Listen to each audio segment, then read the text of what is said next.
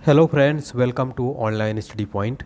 साथियों, इस वीडियो में देखेंगे टॉप 20 जीके के अंतर्गत ये ज्योग्राफी का पार्ट 2 है। ये इससे पहले मैंने फर्स्ट पार्ट अपलोड कर दिया था कल, तो आप लोगों ने अच्छा रिस्पॉन्स दिया। इस वीडियो में भी आप लोग अच्छा रिस्पॉन्स दीजिएगा। साथियों, वीडियो को लाइक करिए, शेयर करिए वीडियो को। और आपको बता दें कि जो बुक जिस बुक से मैं पढ़ा रहा हूँ उसका नाम है टेक्स्ट बुक स्मार्ट बुक। इस स्मार्ट बुक में खासियत ये है कि इसमें हर क्वेश्चन में आपको टाइम टू टाइम आंसर करने के लिए दिया गया। जैसे कि ये देखिए 11 सेकंड, 9 सेकंड, और हर क्वेश्चन में एक्स्ट्रा पॉइंट दिया गया है। आपको एग्जाम से रिलेटेड चारों ऑप्शन डिस्कस किया गया है। और सबसे खास बात, इसमें क्यूआर कोड दिया गया है हर क्वेश्चन में, तो आप उसमें उसको स्कैन करके ऑनलाइन लाइव क्लासेस भी अटेंड कर सकते हैं अगर आपको डाउट है तो। ठीक है, चलिए पहला क्वेश्चन का आंसर बताइए। हमें रात्रि में दिखाई देने वाला आकाश का सबसे चमकीला तारा कौन सा है? रात्रि में दिखाई देने वाला आकाश का सबसे चमकीला तारा कौन सा है, बताइए। सही जवाब इसका बताना है आपको। सही जवाब इसका हो जाएगा option B, Sirius. Option B, Sirius जो है सितारा। ठीक है, तो इसे उत्तर सितारा भी कहते हैं और सबसे चमकीला तारा है जो किसी भी समय किसी भी खगोलीय ध्रुव के सबसे नज़दीक दिखाई देता है। उत्तरी ध्रुव के तारे के स्थान का उपयोग अक्षांश और उत्तरी गोलार्ध में उत्तरी दक्षिण दिशा को निर्धारित करने के लिए किया जाता है। उत्तरी सितारा अंतरिक्ष में उत्तरी गोलार्ध से पृथ्वी की घूर्णन धुरी की ओर इंगित करता है। वर्तमान में उत्तरी सितारा पोलारिस है। ठीक है, चलिए क्वेश्चन नंबर सेकंड है, एशिया महाद्वीप की सबसे लंबी नदी कौन सी है? एशिया महाद्वीप की सबसे लंबी नदी कौन सी है? क्वेश्चन नंबर सेकंड का आंसर दीजिए। बहुत महत्वपूर्ण क्वेश्चन है, एशिया महाद्वीप की सबसे लंबी नदी कौन सी है? चलिए सही जवाब इसका हो जाएगा ऑप्शन ए, यांगजी नदी। ठीक है, चीन में यांगजी नदी एशियाई महाद्वीप की सबसे लंबी नदी है और यूफ्रेट्स पश्चिमी एशिया की सबसे लंबी नदी है।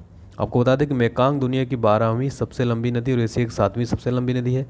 पीत नदी दुनिया की 6ठी सबसे लंबी नदी प्रणाली है। ठीक है, क्वेश्चन नंबर थर्ड है, राजस्थान राज्य की अंतर्राष्ट्रीय सीमा की लंबाई कितनी है? राजस्थान राज्य की अंतर्राष्ट्रीय सीमा की लंबाई है।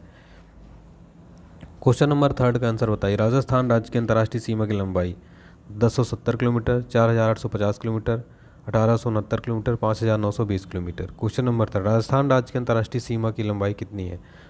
इसका सही जवाब क्या हो जाएगा? बिल्कुल, चलिए तो ऑप्शन यहाँ पर ए 1070 किलोमीटर। ठीक है, तो भारत पाकिस्तान अंतर्राष्ट्रीय सीमा का नाम रेड क्लिफ अंतर्राष्ट्रीय सीमा है क्योंकि यह सीमा ब्रिटिश अधिकारी माइकल रेड क्लिफ द्वारा निर्धारित की गई थी। और राजस्थान की अंतर्राष्ट्रीय सीमा की लंबाई 1070 किलोमीटर है जो हिंदू मलकोट गंगानगर से शाहगढ़ बाड़मेर तक फैली हुई है। ठीक है, चलिए क्वेश्चन नंबर हमारा फोर्थ है, महाद्वीपीय बहाव की परिकल्पना किसने की? क्वेश्चन नंबर फोर्थ है, महाद्वीपीय बहाव की परिकल्पना किसने की? फोर्थ का answer Parker, Alfred Wegener, Pratt और Airy Arthur Holmes. Question fourth का आंसर दीजिए, इंपॉर्टेंट क्वेश्चन नहीं है। चलिए सही जवाब इसका हो जाएगा अल्फ्रेड वेगनर। ऑप्शन बी यहाँ पर सही जवाब हो जाएगा। ठीक है, अल्फ्रेड वेगनर। महाद्वीपीय बहाव की परिकल्पना को अल्फ्रेड वेगनर ने 1915 में महाद्वीपों और महासागरीय घाटियों की व्यवस्था और उत्पत्ति की व्याख्या करने के लिए दिया था। चलिए क्वेश्चन नंबर फिफ्थ है, समुद्र में उच्च ज्वार और निम्न ज्वार क्या कारण है? क्वेश्चन नंबर फिफ्थ का आंसर बताइए, समुद्र में उच्च ज्वार और निम्न ज्वार का क्या कारण है? ऑप्शन सी, चंद्रमा का गुरुत्वाकर्षण खिंचाव है। ऑप्शन सी, चंद्रमा का गुरुत्वाकर्षण चंद्रमा का गुरुत्वाकर्षण खिंचाव ऑप्शन ए यहाँ पर होगा। ऑप्शन ए सही जवाब हो जाएगा। ठीक है, तो चंद्रमा का गुरुत्वाकर्षण खिंचाव समुद्र में उच्च ज्वार और कम ज्वार का कारण बनता है। चंद्रमा का गुरुत्वाकर्षण खिंचाव समुद्र को अपनी ओर खींचता है जिससे समुद्र में ज्वार आता है। पृथ्वी के पार चंद्रमा के गुरुत्वाकर्षण बल के अंतर के कारण पृथ्वी के विपरीत तरफ उभार भी है। इनमें से कौन सा ग्रह पार्थिव ग्रह नहीं है? कौन सा ग्रह पार्थिव ग्रह नहीं है? शुक्र, बृहस्पति, बुध, मंगल। इनमें से कौन सा ग्रह पार्थिव ग्रह नहीं है? सेवेंथ का आंसर बताइए। चलिए इंपॉर्टेंट क्वेश्चन है, तो बृहस्पति जो है साथियों पार्थिव ग्रह नहीं है। बता दें सूर्य के निकटतम आंतरिक ग्रह पार्थिव ग्रह जैसे बुध, शुक्र, पृथ्वी, मंगल, उनके पास एक केंद्रीय धातु कोर है जिसमें ज़्यादातर लोहा है, जिसमें आसपास सिलिकेट मेंटल है। अरावली की सर्वोच्च पर्वत चोटी निम्नांकित में से कौन सी है? अरावली की सर्वोच्च पर्वत चोटी कौन सी है? क्वेश्चन नंबर 8 का आंसर बताना है आपको। चलिए ऑप्शन बी यहाँ पर सही जवाब हो जाएगा। ठीक है, अरावली श्रेणी दोस्तों प्राचीन पहाड़ों की टूटी हुई चोटी या भारत में वलित पर्वतों की सबसे पुरानी श्रेणी है और यह उत्तर पश्चिमी भारत में एक पर्वत श्रृंखला है जो दिल्ली के पास से शुरू होती है और दक्षिण हरियाणा राजस्थान से गुजरती है और गुजरात में समाप्त होती है। हमारा 9वां प्रश्न है, निम्नलिखित में से कौन केवल तटीय क्षेत्रों में जबरदस्त विनाश का कारण बन सकता है? क्वेश्चन नंबर 9 का आंसर बताइए। कौन केवल तटीय क्षेत्रों में जबरदस्त विनाश का कारण बन सकता है? चलिए, सुनामी यहाँ पर सही जवाब होगा। सुनामी शब्द की उत्पत्ति एक जापानी शब्द सू से हुई, जिसका अर्थ है बंदरगाह और नमी का अर्थ है लहरें। सुनामी को ज्वार की लहरें कहा जाता है, लेकिन वास्तव में ज्वार से उनका कोई लेना देना नहीं है। ये लहरें जो अक्सर दूर के तटों को प्रभावित करती हैं, झील या समुद्र से पानी की तेजी से विस्थापन से या तो भूकंपीय गतिविधि, भूस्खलन, ज्वालामुखी से उत्पन्न होती हैं। क्वेश्चन नंबर 10, इनमें से किस क्षेत्र में विली विली उष्णकटिबंधीय चक्रवात या वाल्व्यू घटित होता है? क्वेश्चन नंबर 10 का आंसर बताइए। इनमें से किस क्षेत्र में विली विली उष्णकटिबंधीय चक्रवात या वलित घटित होता है? Question number 10। चलिए, सही जवाब इसका क्या हो जाएगा? उत्तर पश्चिम ऑस्ट्रेलिया। ठीक है, ऑप्शन डी यहाँ पर करेक्ट आंसर हो जाएगा। तो विली विली उत्तर पश्चिम ऑस्ट्रेलिया में घटित होता है।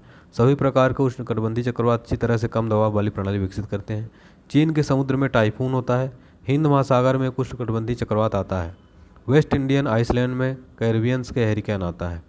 क्वेश्चन नंबर 11 देखते हैं। निम्नलिखित में से कौन यूरोप की सबसे लंबी नदी है?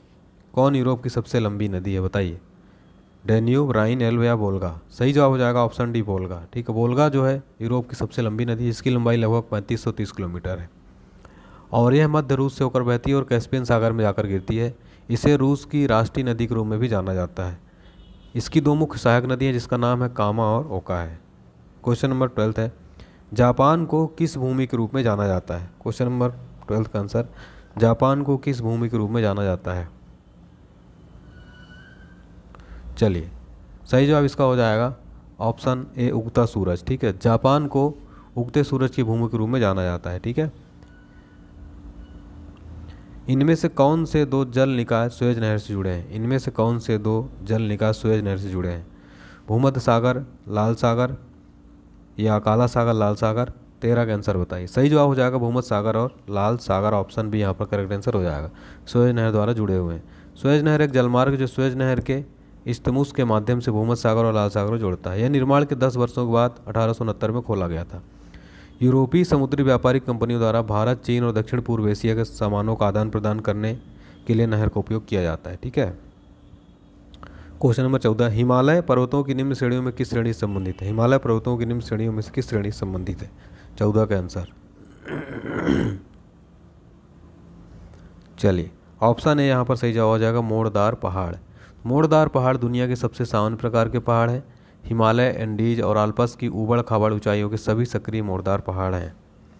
देखिए साथियों, जो बुक है काफ़ी अच्छी बुक है। इसमें आप जो है टाइम टू टाइम आंसर करने के लिए दिया गया है, साथ ही साथ आपको पूरा एक्स्ट्रा पॉइंट दिया गया है एग्ज़ाम के लिए। और फ्लिपकार्ट, अमेज़ॉन की लिंक डिस्क्रिप्शन बॉक्स में दी गई है, आप ज़रूर परचेज़ कर सकते हैं। मैं रिकमेंड करूँगा इस बुक को। क्वेश्चन नंबर 15 है। इनमें से किसे मिलियन हाथियों की भूमि के रूप में जाना जाता है? मिलियन हाथियों की भूमि के रूप में जाना जाता है। चलिए, लाओस को साथियों मिलियन हाथियों की भूमि के रूप में जाना जाता है। फिनलैंड को हजारों झीलों की भूमि के रूप में जाना जाता है। ओसाका को जापान का मैनचेस्टर के रूप में जाना जाता है। जयपुर को गुलाबी शहर के रूप में जाना जाता है। ठीक है, चलिए क्वेश्चन नंबर 16 है। हमारे वायुमंडल में नाइट्रोजन, ऑक्सीजन और कार्बन डाइऑक्साइड का कितना प्रतिशत है? 16 का जवाब दीजिए। वायुमंडल में नाइट्रोजन, ऑक्सीजन और कार्बन डाइऑक्साइड का कितना % है, बताइए। चलिए,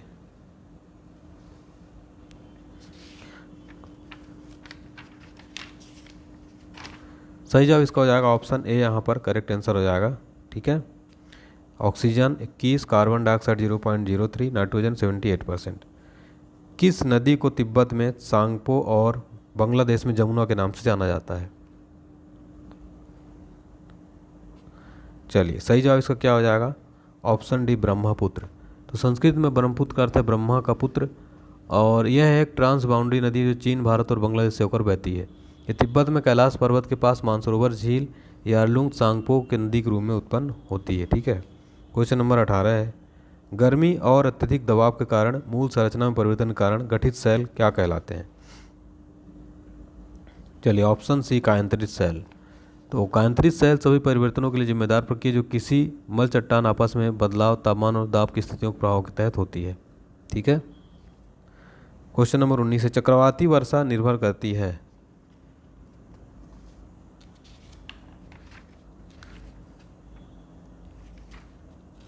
विभिन्न तापमान और भौतिक गुणों के साथ विभिन्न वायु द्रव्यमानों के अभिसरण। क्वेश्चन नंबर 20 है, श्रीलंका की सबसे लंबी नदी है?